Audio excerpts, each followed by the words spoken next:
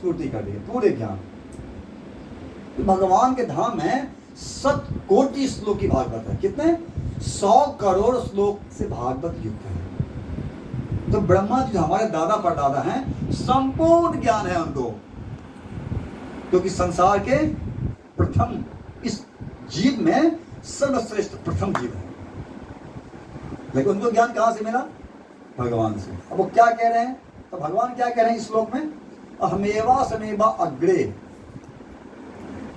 अब समय डेट तो नहीं है, पर बहुत बहुत वर्ष पहले, जब भौतिक प्रकृति भी नहीं थी, ये भौतिक ब्रह्मांड भी नहीं था, तब भी मैं विद्यमान था, आज भी विद्यमान हूं।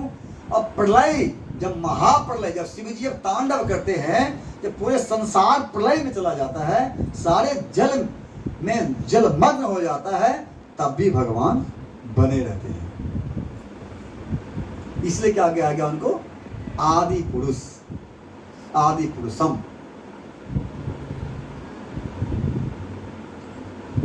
अब जैसे कि हम थोड़ी सी तत्व ज्ञान के ऊपर चलते हैं, क्योंकि कथा हो, कथा तो अत्यंत सुंदर होता है, कथा भी सुनेंगे, पर तत्व अगर ना हो तो उतना मजा नहीं आता है कि नहीं? अब कुछ लोगों को होगा तत्व समझना अत्यंत आवश्यक है, क्योंकि जब तत्व हमें पता रहेगा, शास्त्रों का निचोड़ हमें पता रहेगा, तो हम आगे कुछ कर सकते हैं। तो तत्व क्या है? तो तत्व की बात यह है, तो जैसे समझ लीजिए आदि पुरुष यहां पर कृष्ण को कहा गया है। जैसे ब्रह्मा जी भी अपने ब्रह्म संहिता में स्तुति करते हैं, ईश्वरः परमः कृष्ण सच्चिदानंद विग्रह अनादिरादिर गोविंदः सर्व कारण कारणम। आदि पुरुष क्या कहते हैं? ईश्वर परम कृष्णम। ईश्वर का अर्थ होता है परम नियंत्रता, परम कंट्रोलर, सुप्रीम पावर, सर्वश्रेष्ठ व्यक्ति। कौन है? परम कृष्णम। ये हमारे सबसे प्रथम जीव, जिस ब्रह्मांड के 84 लाख योनियों के डिजाइन करने वाले जो ब्रह्मा जी हैं, ये 39 श्लोक में भगवान की स्तुति करते हैं, जिसे ब्रह्म संहिता से कहा गया है। क्या कहा गया है? ब्रह्म संहिता। आप सब कहीं भी सर्च मार के देख सकते हैं। पूरे 39 श्लोक में ब्रह्मा जी ने भगवान की स्तुति किया है। तो ये आदि पुरुष कैसे हुए, इसके विषय में जानने का प्रयास करते हैं। जैसे ब्रह्म संहिता में एक और श्लोक आता है। क्या आता है? रामाधिमूर्ति सुखलानि यमेन तिष्ठन् नानावतारो मकरोद भुवनेश किंतु कृष्णः स्वयं समभवत् परमात्मन्यो गोविंदमादि पुरुषम तमहं भजामि। क्या कहते हैं? राम, नरसिंह, बावन, वराह इत्यादि जितने भी रूप हैं, जितने भी रूप हैं, एक मैं देख ब्रह्म संहिता देख लेता हूँ, फिर बताता हूँ। अवतारम करोद भुवनेश किंतु कृष्ण स्वयं समभवत् परमात्मन्यो गोविंदमादि पुरुषम तमहं भजामि। ब्रह्मा जी का श्लोक का तात्पर्य, जिन्होंने श्री राम, नरसिंह, वराह इत्यादि विग्रहों में नित्य असंख्य की कला रूप से स्थित रहकर जगत में विभिन्न अवतार लिए, परंतु जो भगवान श्री कृष्ण के रूप में स्वयं प्रकट हुए, उन आदि भगवान गोविंद का मैं भजन करता हूँ। तब ये देखा जाता है, कहते हैं कि राम, नरसिंह, बावन, वराह जितने भगवान के रूप हैं, ये क्या है? भगवान के रूप है। जैसे एक व्यक्ति है, कभी प्रभु जी टी शर्ट पहन लिए है, कभी कल कुर्ता पहन लेंगे, परसों शर्ट पहन लेंगे, व्यक्ति थोड़े ना बदल, व्यक्ति तो वही है ना। जैसे एक व्यक्ति का 4 नाम हो सकता है, नाम अनेकों हो सकता है, पर व्यक्तित्व तो वही है। उसी प्रकार से भगवान क्या करते हैं? अनेकों अवतार में आते हैं। जितना भी बड़ा है, नरसिंह, बावन, राम इत्यादि जितने भी हैं, ये भगवान के अवतार हैं। क्या है? अवतार हैं। लेकिन कृष्ण स्वयं आदि पुरुष हैं। ये ब्रह्म संहिता में इसकी पुष्टि करता है। अब कई लोग का प्रश्न ये होगा, प्रभु जी आप ऐसा क्यों कह रहे हैं? राम तो भगवान कृष्ण से पहले आए। कई लोग का प्रश्न ऐसा होता है ना, कि राम तो कृष्ण से पहले आए, तो राम कैसे श्रेष्ठ कैसे हो गए? रावण तक पहले सतयुग में आ गए, तो रावण को श्रेष्ठ होना चाहिए, है कि नहीं? ऐसा कई प्रश्न हो सकते हैं, पर इसको एक उदाहरण से हम समझ सकते हैं।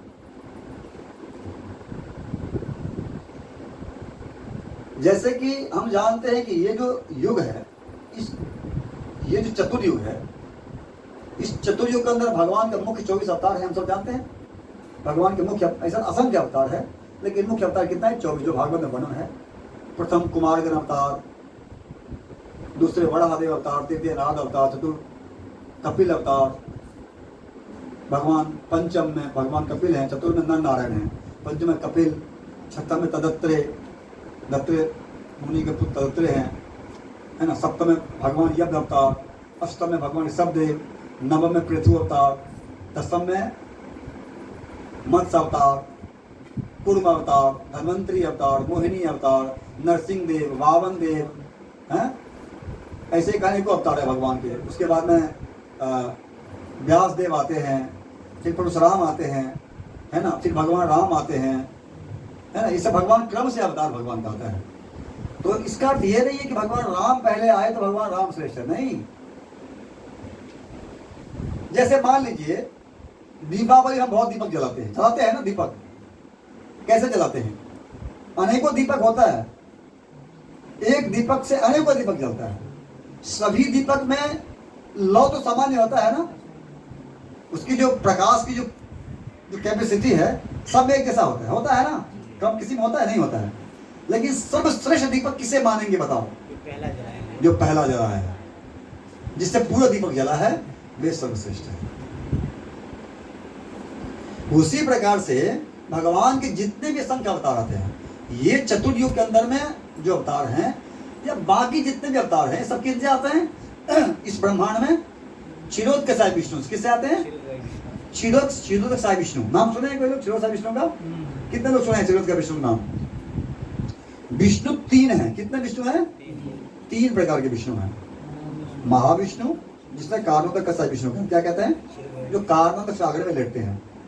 दूसरे हैं गर्भोदकसाय विष्णु, जो गर्भोदक सागर में लेटते हैं।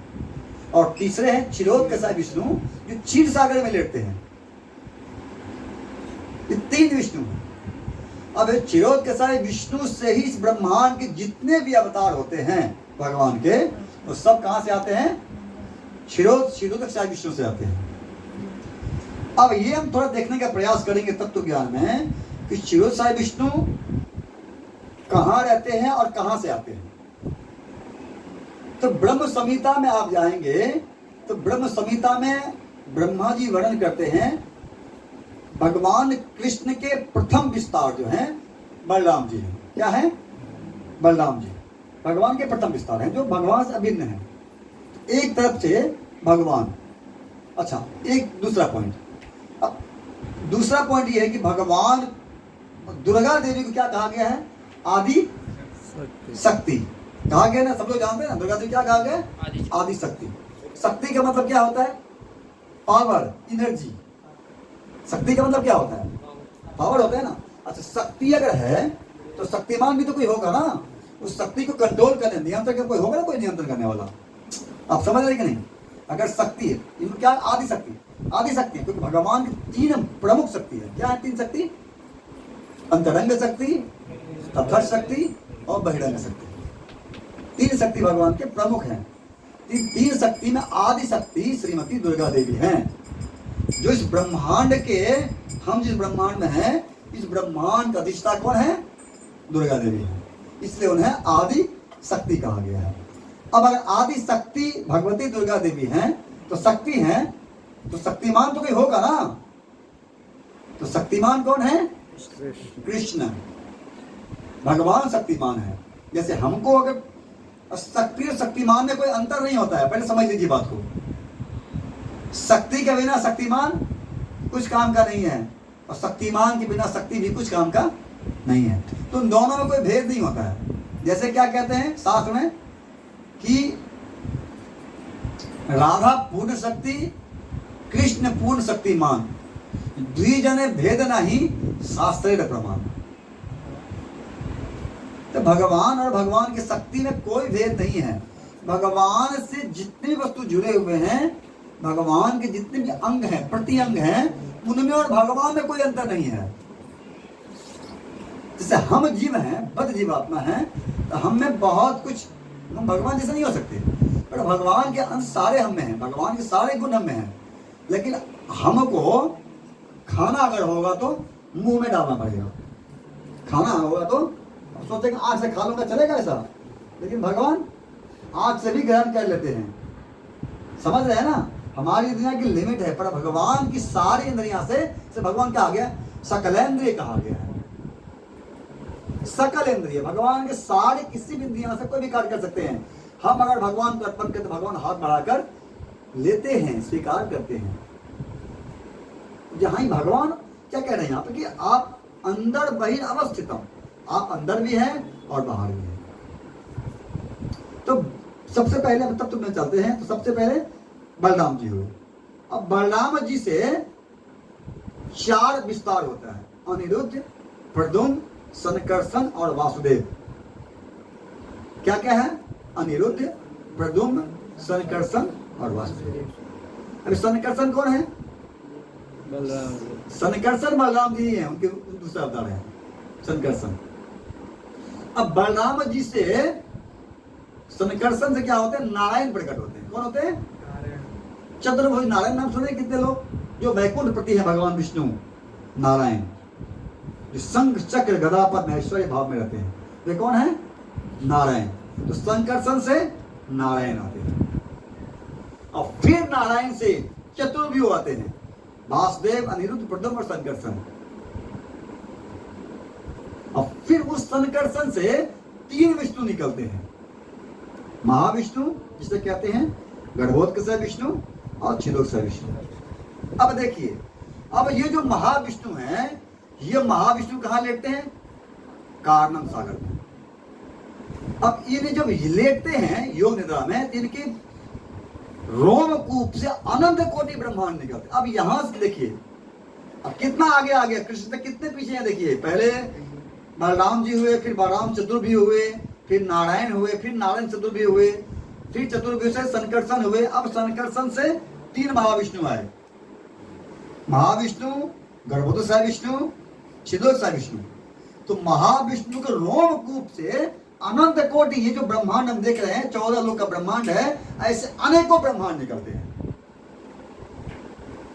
एक ब्रह्मांड, जैसे मान लो एक बुलबुला निकला मेरे शरीर से, तो मैं तो लेटा हूं, तो उसमें से अनेकों ब्रह्मांड अनेकों बुलबुले, जैसे बुलबुला पानी में बरसात होता है, कितने बुलबुले निकलते हैं, ऐसे अनेकों बुलबुले निकलते हैं, अब फूट जाते हैं। उसी प्रकार महाविष्णु के रोमकूप से अनंत कोटि ब्रह्मांड निकलते हैं, और सारे ब्रह्मांड में एक एक गर्भोत्कच विष्णु होते हैं। कौन होते हैं?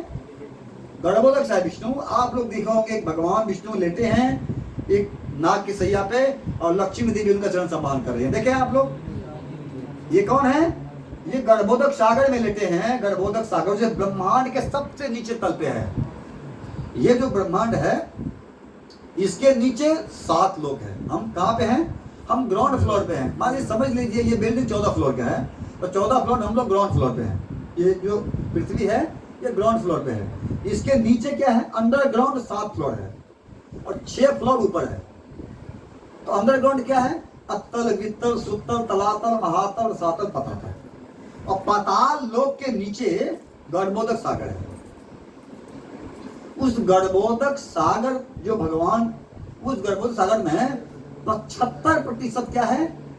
जल, पानी और मिट्टी, कीचड़ है, जिसे दलदल कहते हैं। क्या कहते हैं? दलदल, कीचड़। और 25% ऊपर जल है। उस जल के ऊपर कौन लेते हैं? गर्भोत्कच विष्णु। अच्छा, ये गर्भोदक सागर कहते हैं इसे। अब उस गर्भोत्कच विष्णु के नाभि से कमल का डंडी निकलता है। देखे हैं कोई आप लोग? देखे, फोटो में देखे होंगे। नाभि से क्या निकलता है? हाँ, भागवत सुने भी होंगे। एक कमल निकलता है। उस कमल के जो फूल के शिल्पी है, उसके ऊपर ब्रह्मा जी का जन्म होता है। ब्रह्मा जी कहाँ पे हैं? इस टॉप फ्लोर, इस बिल्डिंग के 14वें माला पे है, टॉप फ्लोर पे रहते हैं वो।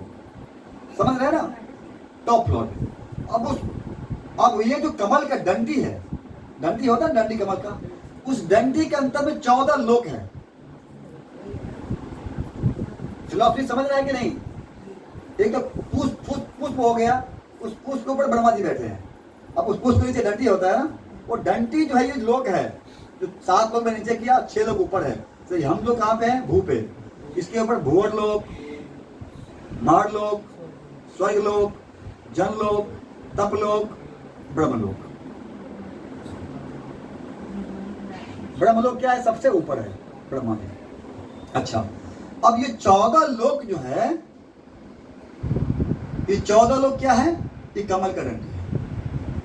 अब उस 14 लोक, अब ये जो ब्रह्मांड है, इस ब्रह्मांड में एक चिल्लक साई विष्णु है। कौन है?